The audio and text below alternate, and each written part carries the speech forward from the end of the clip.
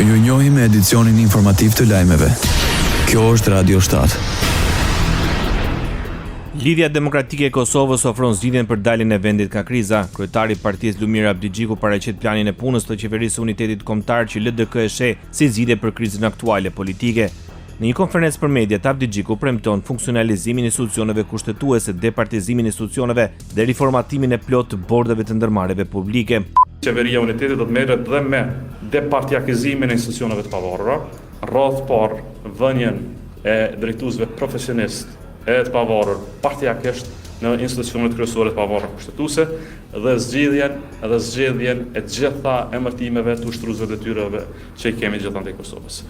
Pjesë angazhimit do të jetë dhe riformatimi plot i gjitha bordeve të ndërmarrjeve publike, aty ku aferrat e fundit korruptive kanë shpërthyer.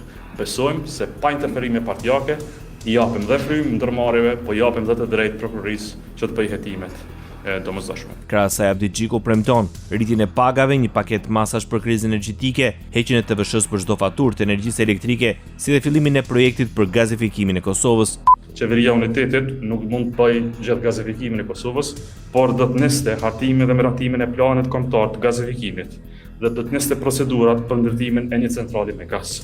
Në momentin e parë që nisim këto procedura, si Qeveria e Unitetit dakordohemi që këtë projekt ta vazhdojmë pavarësisht se kush vjen nesër pas zgjedhjeve të reja në pranverën e vitit 2026. Zgjedhja e veçantë do të jepej dhe krizës së tanishme, protestës së madhe që kemi të sektorit privat, duke gjetur rrugdalje të përbashkët mes Qeverisë së Unitetit, sektorit privat dhe krizës energjetike që na vjen.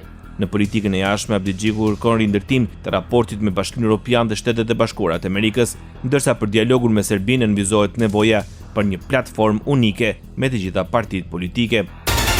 Kosova kujton ditën e çlirimit. Presidenti Vjosa Osmani shkruan se në këtë 12 qershor, 26 vjet më parë, mbi tokën e djegur të Kosovës, 50.000 ushtarë të NATO-s hynë duke kontribuar në çlirimin e një populli që ishte shtypur me shekuj e mbi 1 milion shqiptar u kthyen në shtëpitë e tyre.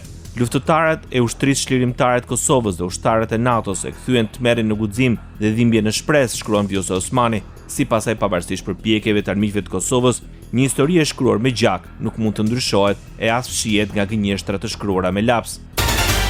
Presidenti i Republikës së Shqipërisë Bajram Begaj uron popullin e Kosovës me rastin e 26 vjetorit të çlirimit. Në mesazhin e tij, presidenti Begaj thekson se kjo ndërhyrje ndaloi masakrat njerëzore dhe spastrimin etnik kundër popullsisë civile që po ndodhte në zemër të Europës.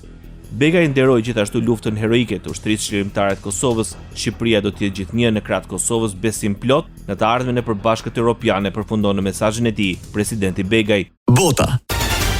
Një aksident ajror tronditi Indin. Një avion pasagjerësh i Air India u rrëzua në aeroportin Ahmedabad, një qytet në Indinë Perëndimore. Në bordin e tij mendohet se ishin rreth 242 persona, 169 pasagjerë indian, 53 britanik, një kanadez dhe 7 portugez. Sipas mediave lokale, rrëzimi ndodhi gjatë ngritjes. Avioni Boeing 777 mori një lartësire 200 metra, por më pas humbi kontrollin e ngritjes dhe forcën në rrethana ende të panjohura dhe nisi uljen progresive deri në rënien mbi godinat e banuara dhe shpërthimin në tym dhe flak. Pamjet tregonin Renaultja që digjeshin me tym të dendur që ngriheni qiell mbi aeroport, informon La Repubblica. Në dukje mjeti fluturues nuk dha shenja të humbjes së ekuilibrit aerodinamik apo turbulencë në motor të trup, teksa mbeten mister shkaqjet e rrëzimit tragjik. Slovakia vijon të kundërshtoj sanksionin ndaj Rusisë. Kryeministri Robert Fico i vendosi kushte Bashkimit Evropian për shtimin e penalitetetve. Slovakia nuk do të mbështesë paketën e 18 të sanksioneve kundër Rusisë nëse Komisioni i Bashkimit Evropian nuk parashtron një zgjidhje të vërtetë për situatën e krizës në të cilën ndodhet Slovakia pas ndërprerjes së furnizimeve me gaz, naftë dhe lëndë djegëse nga Rusia, shkruan kryeministri Robert Fico në rrjetet sociale. Ndoqët lajmet shkurt në Radio 7, zëri pozitiv i qytetit.